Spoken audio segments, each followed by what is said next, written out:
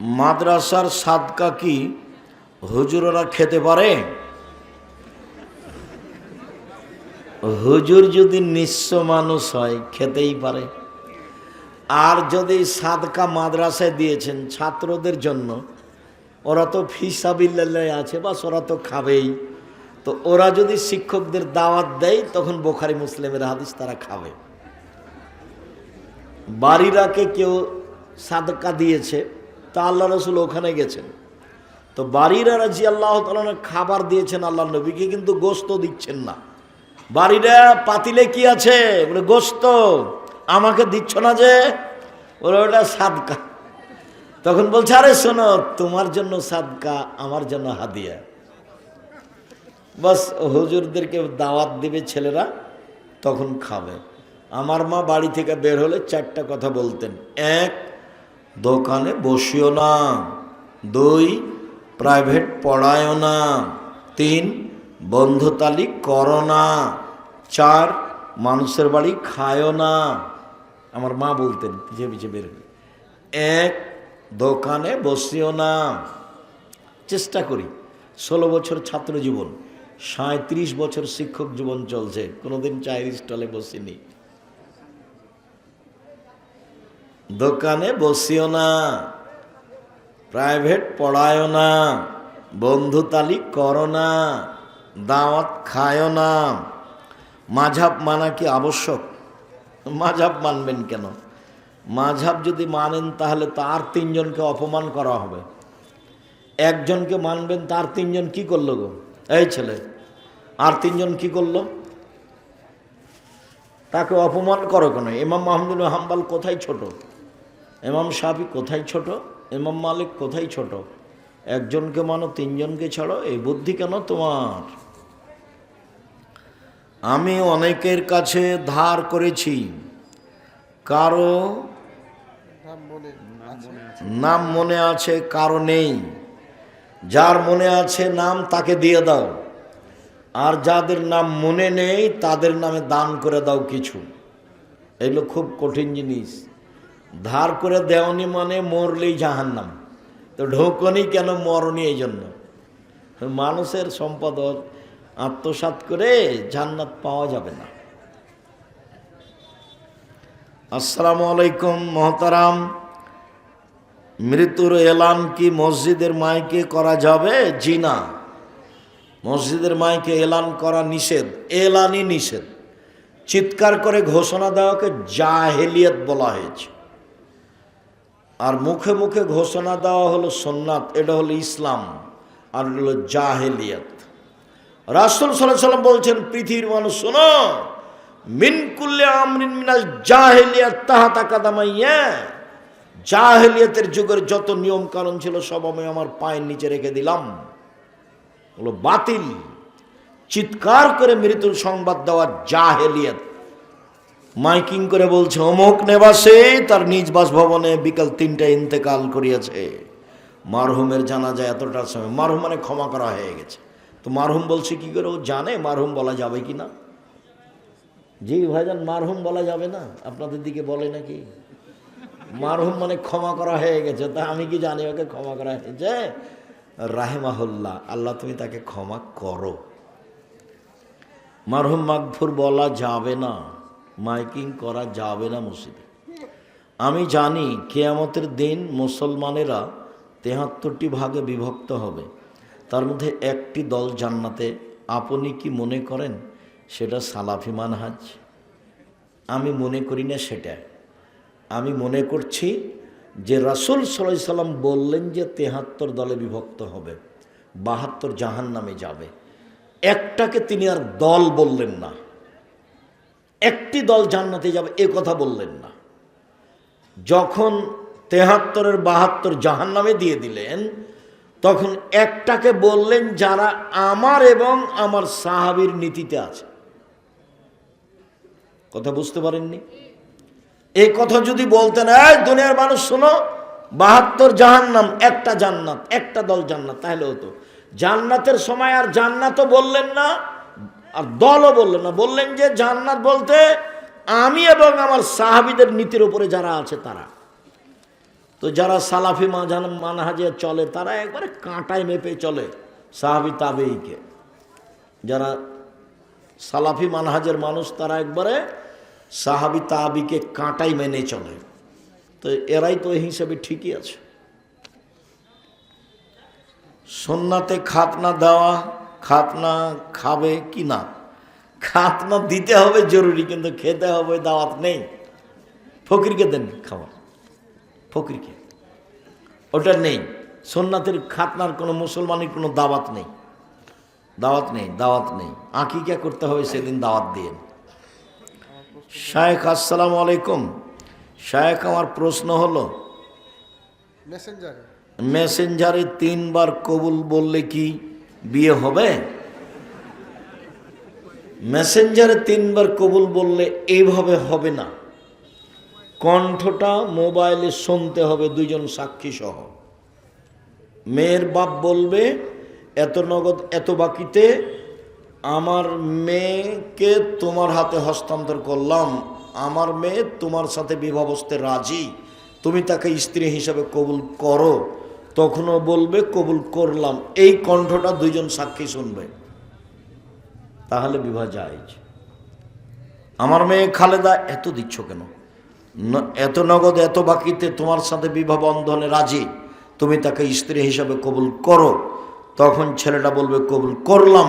পৃথিবীর যেখান থেকে বলুক, লাউড স্পিকারে 2 জন সাক্ষী শুনবে, বিবাহ হয়ে গেছে। আসসালামু আলাইকুম। আমার প্রশ্ন, রাসূল সাল্লাল্লাহু আলাইহি সাল্লামের বাবা মা কোন জাহান্নামে যাবে?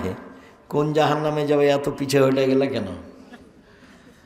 রাসূল সাল্লাল্লাহু আলাইহি সাল্লাম মায়ের সুপারিশের অনুমতি পাননি। চাচা বাপ মায়েরা মুসলমান অবস্থায় মরেননি, কাজে এদের ব্যাপারে তারা সুপারিশ করতে পারবে না। এরা জান্নাতে যাওয়ার হিসাব করা যাবে না। আমার প্রশ্ন হলো, জান্নাতে ছেলেদের জন্য যদি হুর থাকে তাহলে মেয়েদের জন্য কি আছে? মেয়েদের যা যা প্রয়োজন তাই আছে। মা তাস্তাইয়ান প্রয়োজন। জান্নাতকে তোমরা নিজের মতো ভাবিও না। জান্নাত এমন কিছু যেটা চোখ কোনোদিন দেখেনি, জান্নাত এমন কিছু যেটা কান কোনোদিন শোনেনি, জান্নাত এমন কিছু যেটা অন্তর কোনোদিন ভাবেনি, তার নাম জান্নাত। কার কয়জন বউ আছে, কয়জন স্বামী আছে, এই হিসাব মাথায় থাকবে না। যে যা পাবে জান্নাতে সে মনে করবে আমি সবচেয়ে বেশি পেয়েছি। জান্নাতকে খাটো করে দেখিও না। শায়েখ, সোশ্যাল মিডিয়ার বিভিন্ন নবীদের দাড়ি, পাগড়ি, লাঠি, পোশাক, জুতা ইত্যাদি দেখা যায়, বাস্তবে কি সত্য? বাস্তবে মিথ্যে, একবারে মিথ্যে। একদল নেতা দুনিয়াতে জান্নাতের টিকিট বিক্রি করছে। মেয়েরা মাথার চুল কালো করার জন্য দুলহান বা কলব ব্যবহার করে। কালো চুলকে কালো করতে পারে, কোনো সমস্যা নেই, তবে সাদা চুল কালো করা হারাম। সাদা চুল লাল করতে হবে, লাল। শ্বশুরবাড়ি থেকে জামাইকে 5,000 টাকা দিয়েছে যে কোনো খরচ বাবদ, ওই টাকা থেকে 1500 টাকা মোহর দিয়েছে। এটা কি মোহর হলো? হ্যাঁ হবে, যেহেতু ওকে হাতিয়ে দিয়েই দিয়েছে। তো এটা যদি যৌতুক হয় তাহলে হারাম।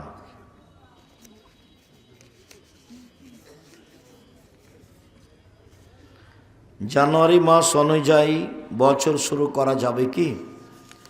সমস্যা নেই, তবে ওদের থেকে আমাদেরটা আরবি মাস অনুপাতে বছর শুরু হয় উত্তম। বিভিন্ন সমস্যার কারণে ওটাকে মানুষ গ্রহণ করছে। রবীন্দ্রনাথ ঠাকুরের লেখা বই কি পড়া যাবে? তার বিরোধিতা করার জন্য পড়া যাবে, তাকে মূল্যায়ন করার জন্য নয়।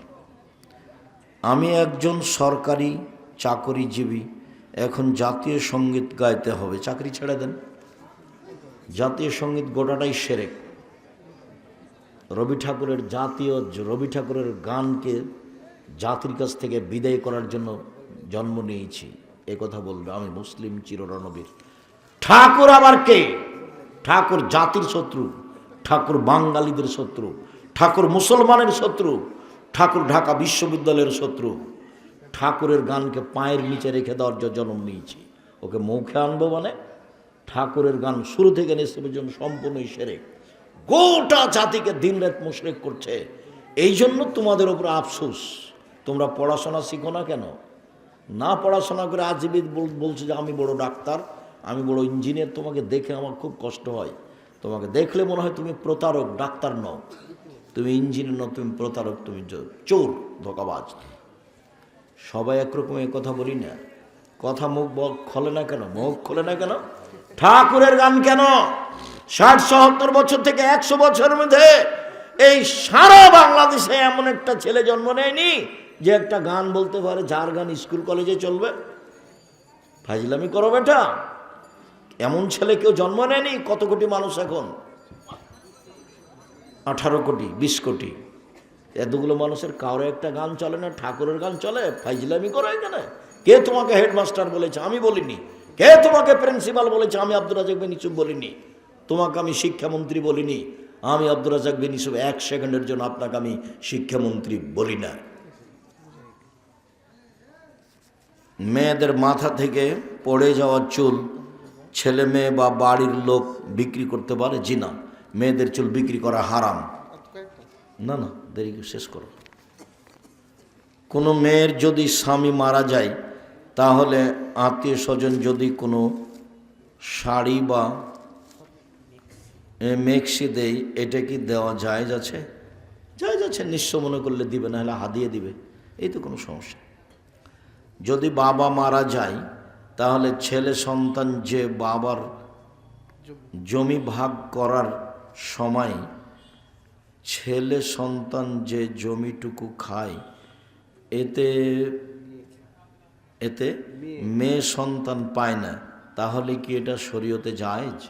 ও তো বসে আলোচনা করে ভাগ করতে হবে, একবারে কাঁটায় মেপে ভাগ করতে হবে। ভাগ করার পরে মেয়ে বলবে যে আমার ভাগটা ভাই তোমাকে দিয়ে গেলাম। ভাগের আগে কোনো কথা নেই, একবারে কাঁটায় মেপে ভাগ হবে। আমি আমার নিজের কথা বলছি, আমার বাপকে মাটি দিয়েছে, আগে জমি ভাগ করেছি, তারপরে খাওয়া দাওয়া। যদিও আমি একটু জমি ঠুকঠাক চিনি, আমার ছোট ভাই জমি চিনি না। আমার মা পছন্দ করতেন না, সেই জন্য আমরা জমিতে যাই না। কোনো মেয়ের যদি আর আছে, শুক্রিয়া, জাযাকুমুল্লাহ খাইর। আল্লাহ আমাদের যারা মারা গেছে তুমি তাদের কবর শাস্তি মাফ করো। আমরা যারা অসুস্থ তুমি তাদের আরোগ্য দান করো। আমরা যারা বেঁচে আছি তুমি তাদেরকে তোমার রাসূলের পদ্ধতি অনুযায়ী চলার তৌফিক দান করো। আজকে যে আলোচনা শুনলাম, নফল সিয়াম পালন করার তৌফিক দান করো। তোমার দরবারে এই জোরালো দাবি দেওয়া দোয়া রেখে আজকের আলোচনা এখানেই শেষ করলাম। সুবহানাকা আল্লাহুম্মা ওয়া বিহামদিকা আশহাদু আল্লা ইলাহা ইল্লা আনতা আস্তাগফিরুকা ওয়া আতুবু ইলাইক। আসসালামু আলাইকুম। আমার দিনী ভাই বোন সবাই বই পুস্তকগুলো নিয়ে যাবেন, খালি যাবেন না। ওটা একটা দিন প্রচারের বড় মাধ্যম।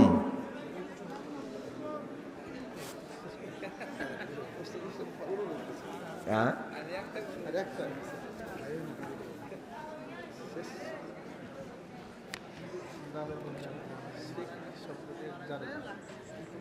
আসসালামু আলাইকুম।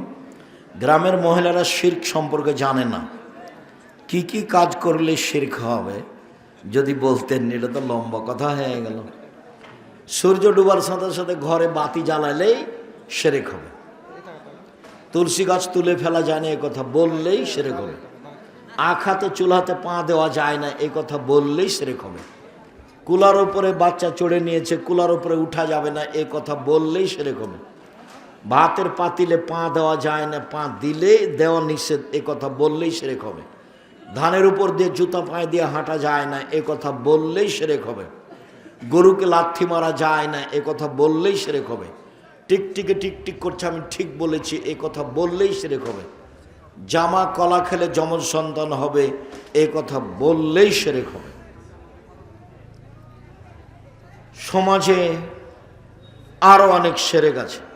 চোখের কসম খেলে শিরক হবে, ছেলের মাথায় হাত দিয়ে কসম খেলে শিরক হবে, মায়ের কসম করলে শিরক হবে, মসজিদে গিয়ে কসম করলে শিরক হবে, তাবিজ গলায় দিলে শিরক হবে, মাদুলি গলায় দিলে শিরক হবে। ছেলের বা ওই যে কপালে টিপ দিয়েছে তাহলে বদনজর লাগবে না, এরকম মনে করলে শিরক হবে। বোঝা গেল না কথাটা?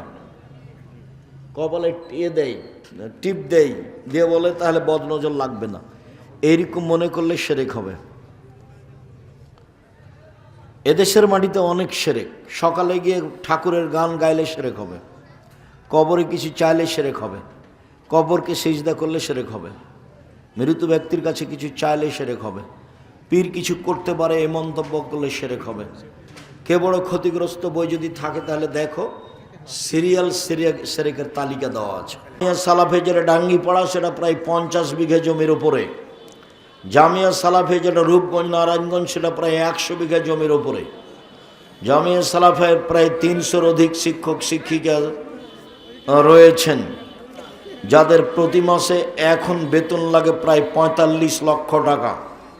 জামিয়া সালাফে দেশের শিরক মুক্ত প্রতিষ্ঠান, বিদআত মুক্ত প্রতিষ্ঠান, দলমুক্ত প্রতিষ্ঠান, সংগঠন মুক্ত প্রতিষ্ঠান, হিংসা মুক্ত প্রতিষ্ঠান। আমি আপনার ছেলে মেয়েকে লালন পালনের জন্য এক পায়ে দাঁড়িয়ে আছি। আপনি আপনার নিজের মতো ছেলে মেয়ে লালন পালন করার চেষ্টা করেন। সম্ভব না হলে সময়ের গতিতে আপনি আমার কাছে হস্তান্তর করেন। আমি ইনশাল্লাহ প্রাণপণে চেষ্টা চালাবো আপনার ছেলে মেয়েকে মানুষের মতো মানুষ করে গড়ার। সাথে সাথে আমরা মুখে আছি, মিডিয়াতে আছি, কলমে আছি, সব সময় জাতির সামনে আছি। আর এটা আমার লক্ষ্য উদ্দেশ্য, এই দেশে এমন একটা প্রতিষ্ঠান গড়তে চাই যেখানে ছেলে মেয়ে বাংলা, ইংরেজি, আরবি উন্নত মানের শিক্ষা অর্জন করে জাতির অন্যায়ের বিরুদ্ধে লড়বে, মুখে কলমে মিডিয়ায় লড়বে ইনশাল্লাহ। আমরা মাঠে আছি। আমি আপনাদেরকে আন্তরিকভাবে দুয়ে অংশগ্রহণ করার জন্য অনুরোধ জানাচ্ছি। আমি আপনাদের জন্য বলি, আল্লাহ আপনাদের তৌফিক দান করুক যেন আপনারা 5 ওয়াক্ত সালাত আদায় করতে পারেন, আর রমজান মাসে সিয়াম পালন করতে পারেন, কিছু নফল সিয়াম পালন করতে পারেন, আর দাঙ্গামা, হাঙ্গামা, লুটতরাজ, অন্যায়, অবিচার, এইসব নির্বাচনকে সামনে রেখে হুড়াহুড়ি এগুলো করা থেকে বেঁচে থাকেন।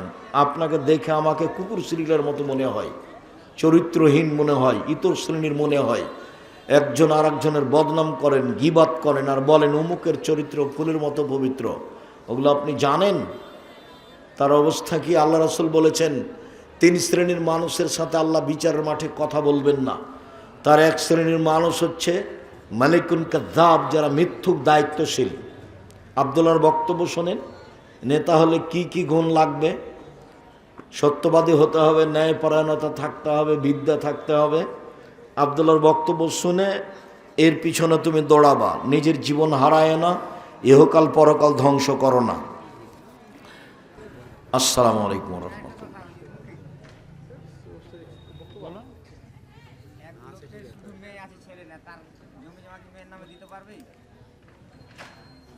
কয়টে?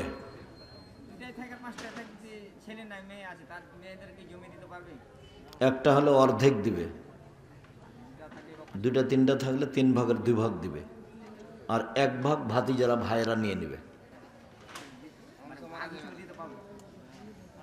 ভাগ অনুসারে দিতে পারবে। চলো উঠি।